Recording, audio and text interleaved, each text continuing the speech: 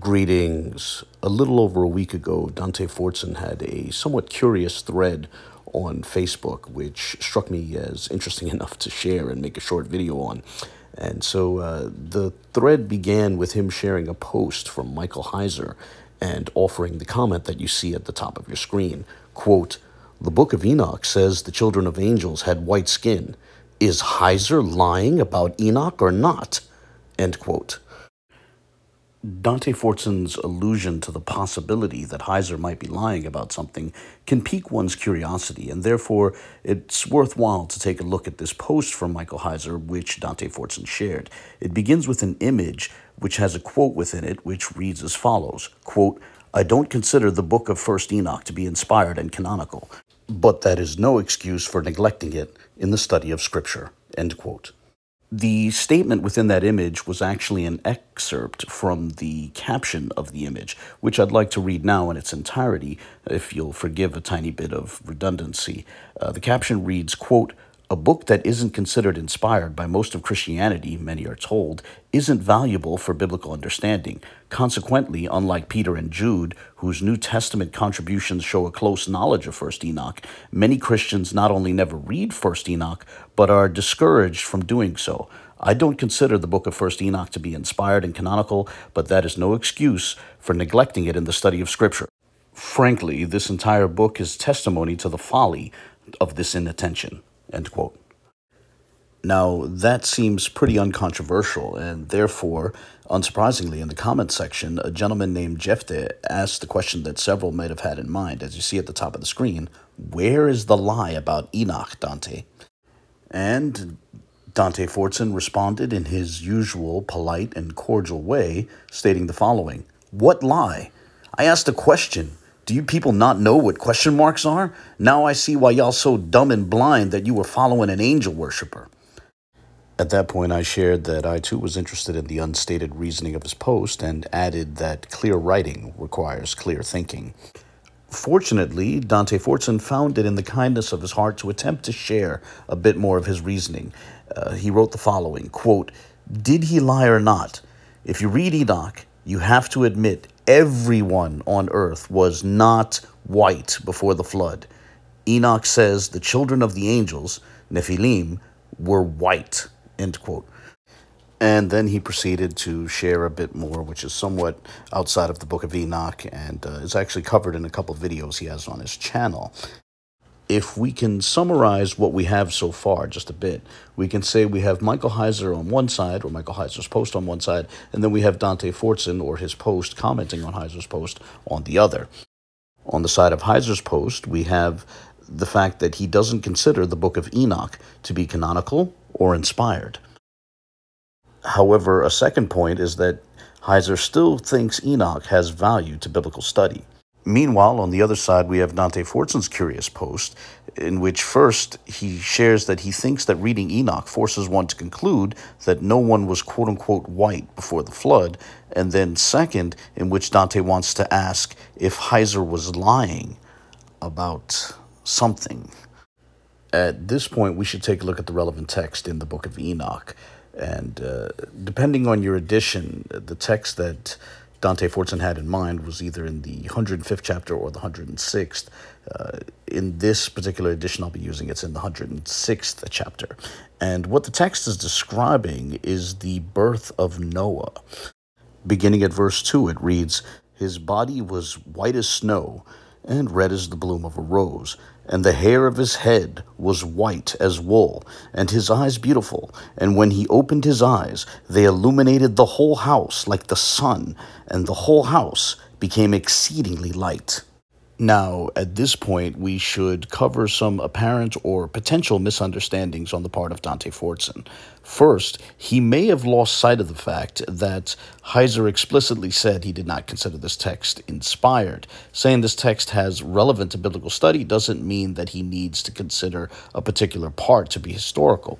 Second, and more importantly, Heiser saying the text has relevance to biblical study does not mean that he's going to interpret the text the way that Dante Fortson does. Dante Fortson has a certain interpretation which I think is unjustified, and he seems to simply assume it as if it's a blunt fact, and therefore Heiser's interest in the text somehow must, entail incorporating Dante's interpretation of the text. And third, regarding Dante Fortson's interpretation of the text, he takes the word white in that passage and he filters it through a very American understanding, treating it as the way it's used in American settings as a quote-unquote racial or morphological category. However, when Dante Fortson uses the word quote-unquote white to refer to one of his fellow Americans, he's referring not to a person who is literally as white as snow. Rather, he's referring to someone who comes in a shade of pink or beige or maybe light brown. He's typically not referring to a person who has hair which is as white as wool, and he's definitely not referring to a person whose eyes glow to such an extent that it can illuminate an entire room. Without intending any disrespect to Dante Fortson, I must confess that I do wonder if he's ever read this text directly or if he merely heard about it from others or read about it somewhere, and if he has read it directly, how closely he read it. Beyond that, I also have to confess that I find a certain amount of humor in at least the possibility that when Dante Fortson imagines the historical Noah as described in the book of Enoch, he might imagine that perhaps Noah looked something like Vocab Malone.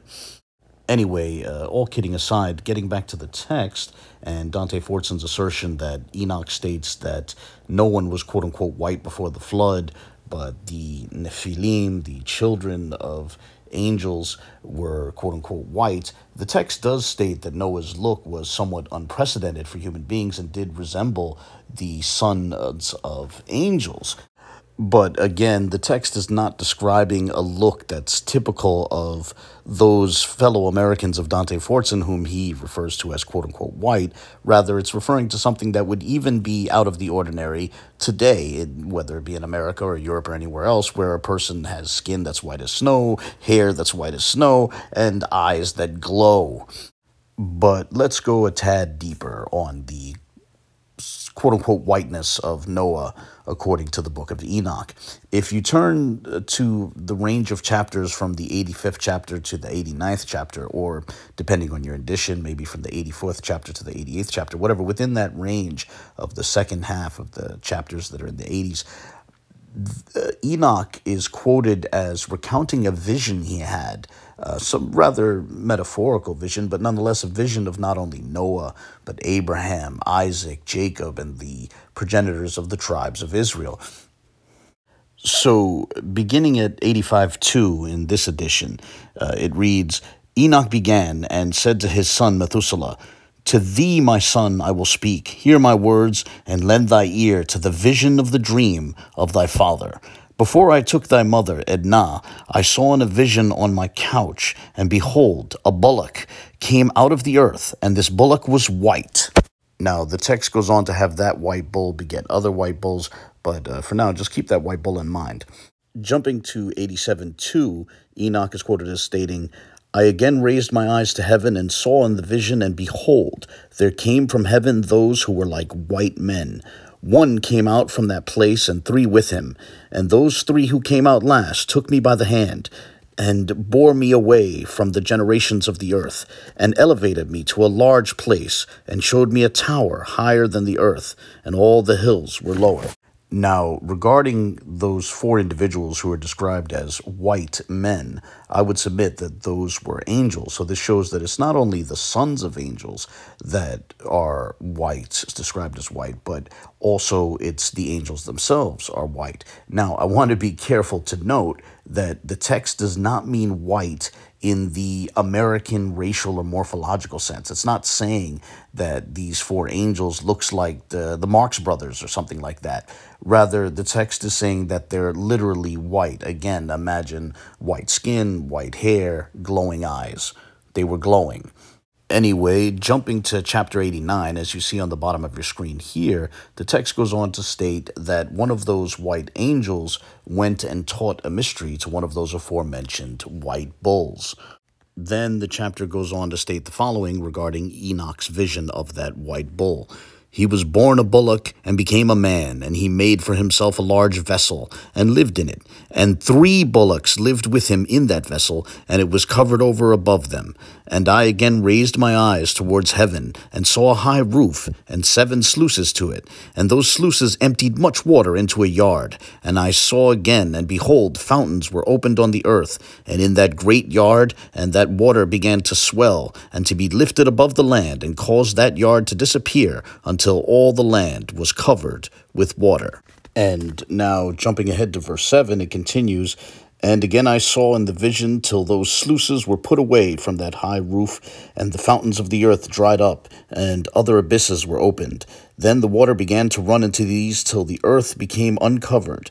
But that vessel reached the earth, and the darkness retreated, and it became light.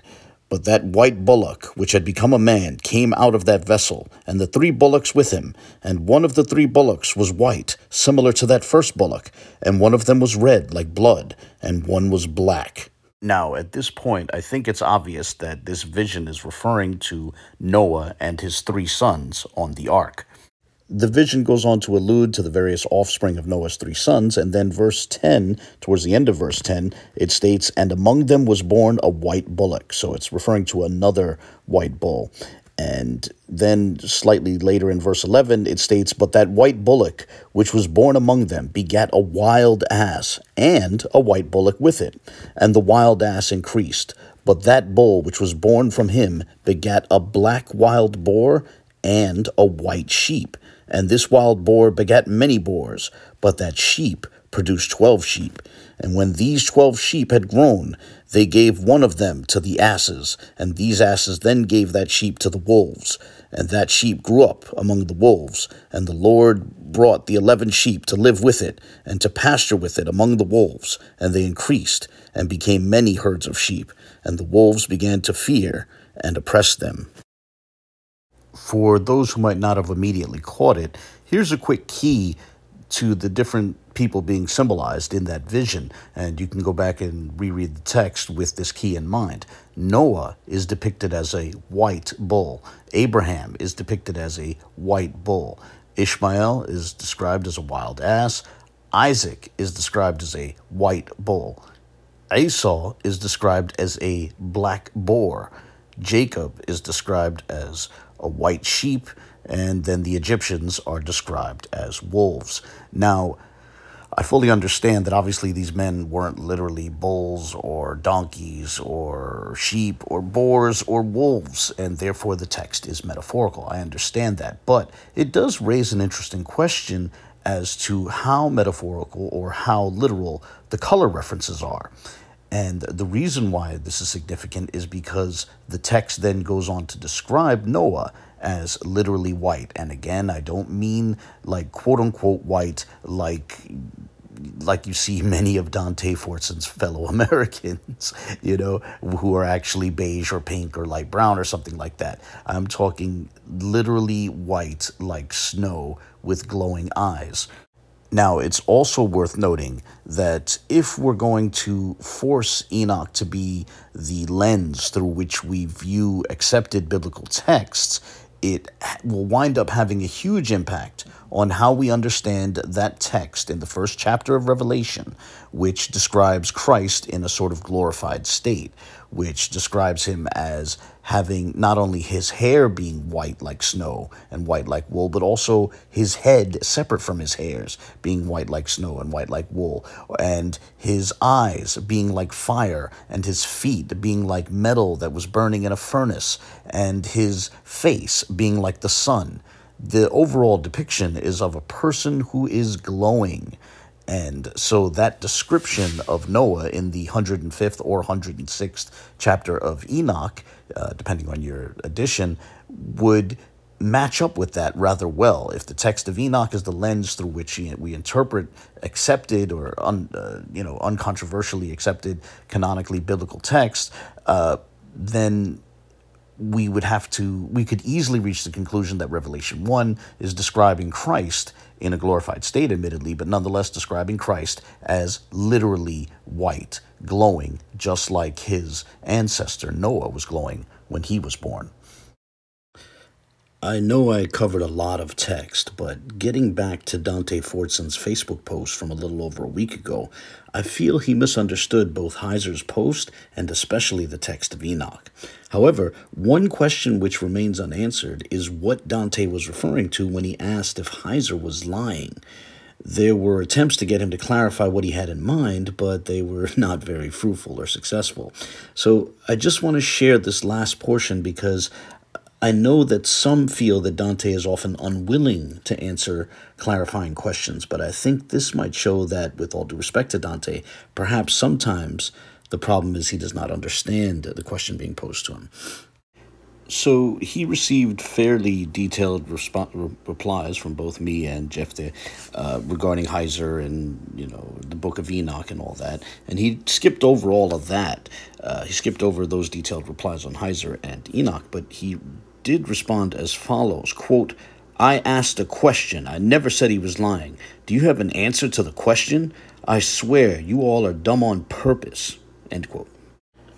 At that point, it was once again pointed out that clear writing requires clear thinking, and then there was an attempt to clarify by noting that his question was vague and that he needs to clarify, is Heiser lying about what? He asks if he lies, but lying about what? And Dante's next reply read, quote, "My question is not vague. I asked, is he lying or not? It only requires a yes or no answer.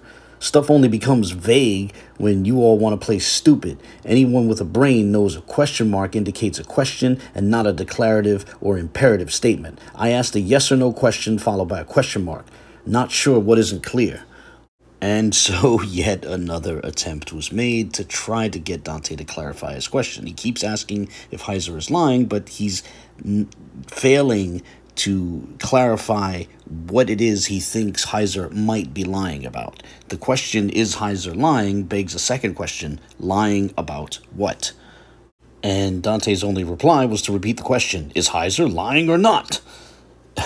And of course that, in an attempt to be fair with him, once again, he was asked, lying about what?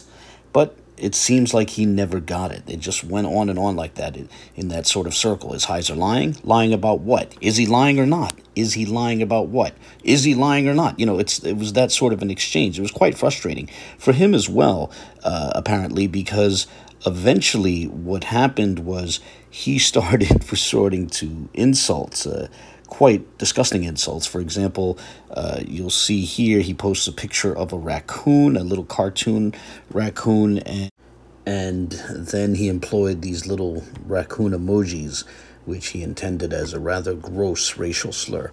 At that point, the thread had reached rock bottom, and there really wasn't much point in going on. In a sad bit of irony, in the recent past, Dante Fortson had railed against Vocab Malone's Private Eye for Yahushai skit, which satirized other Israelites, employing precisely the disgusting slur alluded to in that emoji. Those other Israelites employ that disgusting slur when people question them. And Dante thought that skit was outrageous, but now we see that he sinks to the same depths, employing basically the same disgusting language in a not-so-veiled way. It's honestly quite sad. On that unfortunate note, I'll close here by saying that it is my sincere hope that we can have a cordial correspondence with Dante Fortson in the future. But either way, I look forward to the comments of others. As always, God bless.